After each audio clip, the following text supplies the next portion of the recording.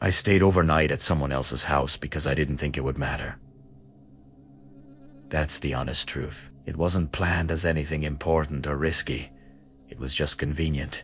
I had driven a few hours to visit an old friend I hadn't seen in years, and when it got late, he casually suggested I stay over instead of driving back in the dark. I remember hesitating for a second, not because I felt unsafe, but because I don't usually sleep in other people's homes. Still, nothing about him or the situation seemed strange. He lived alone in a quiet residential area, and the house itself looked normal from the outside. Clean yard, lights on, nothing unusual.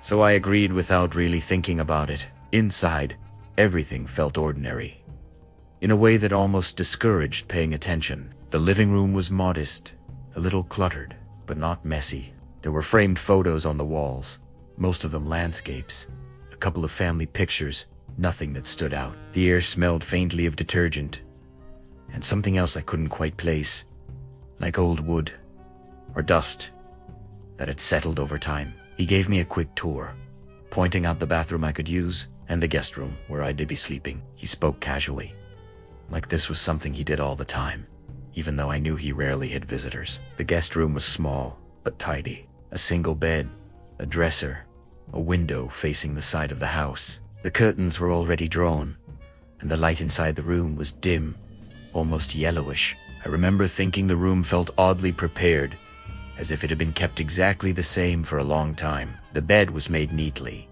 the pillows positioned carefully, and there was nothing personal in the room. No books, no decorations, nothing to suggest anyone actually stayed there often. At the time, I brushed that thought aside.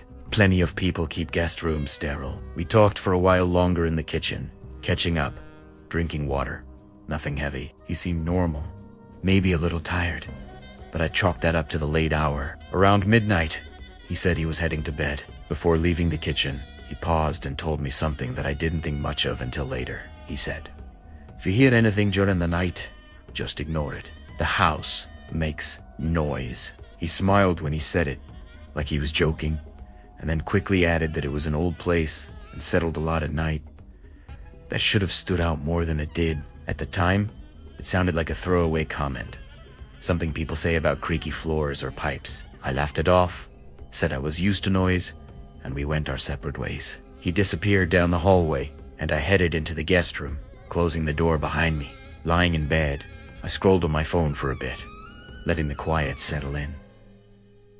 The house was very still. No traffic sounds, no distant sirens, nothing. Just a heavy kind of silence that felt thicker than usual. I noticed there was no clock in the room, so I checked the time on my phone one last time before setting it down. It was a little after 12:30 a.m.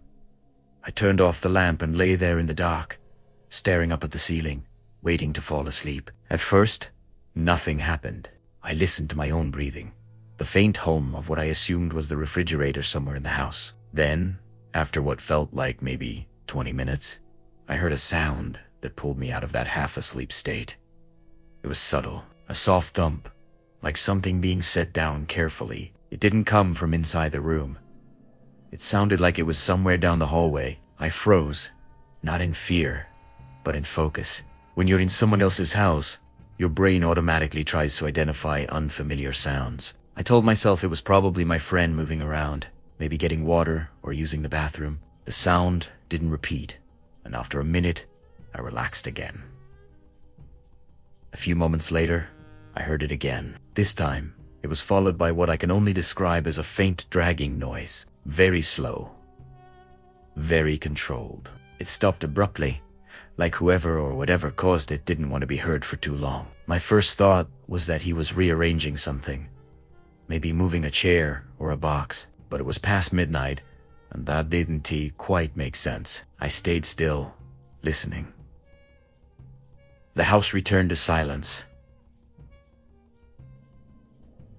No footsteps, no doors opening or closing.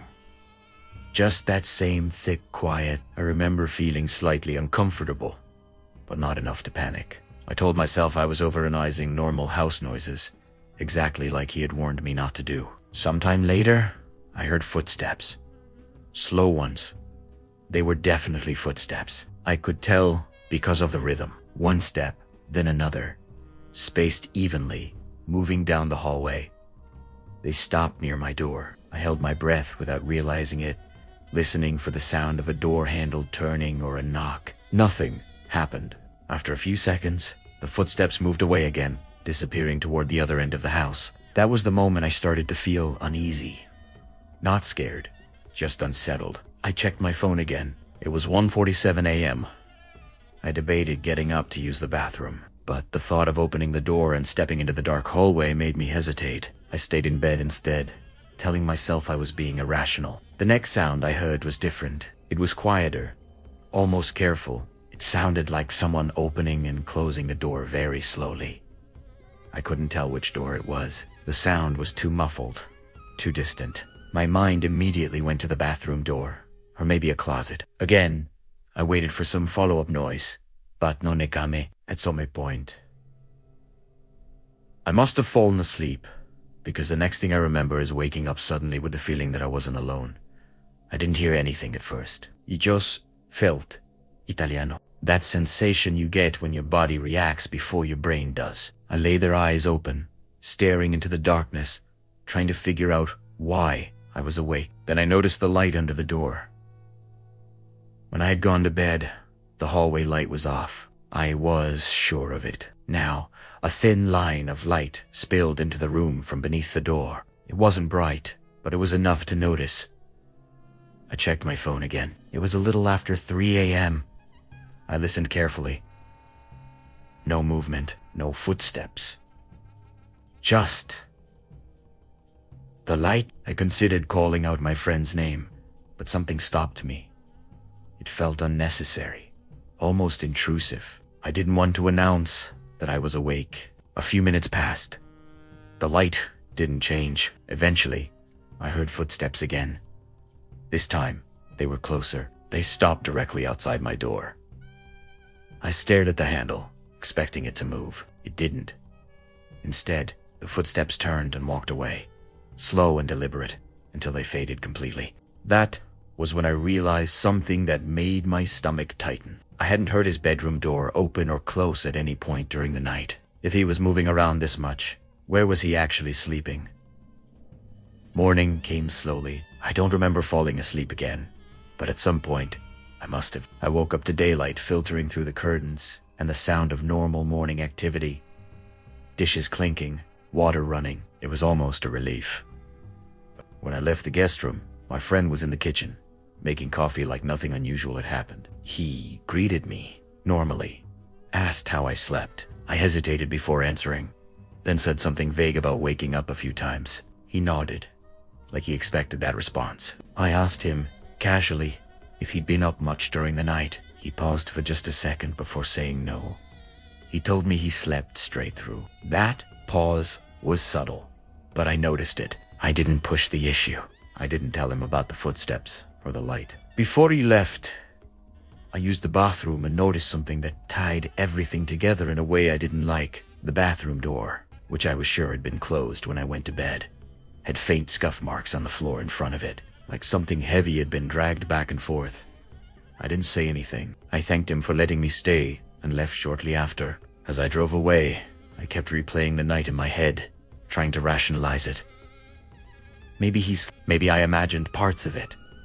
Maybe the house really did just make noise. But even now, what bothers me the most isn't any single sound or moment. It's the feeling that the house followed a routine at night. One that didn't depend on me being there, and one that my friend didn't want to explain. And the thought that if I had opened that door at the wrong moment, I might have learned more than I was supposed to.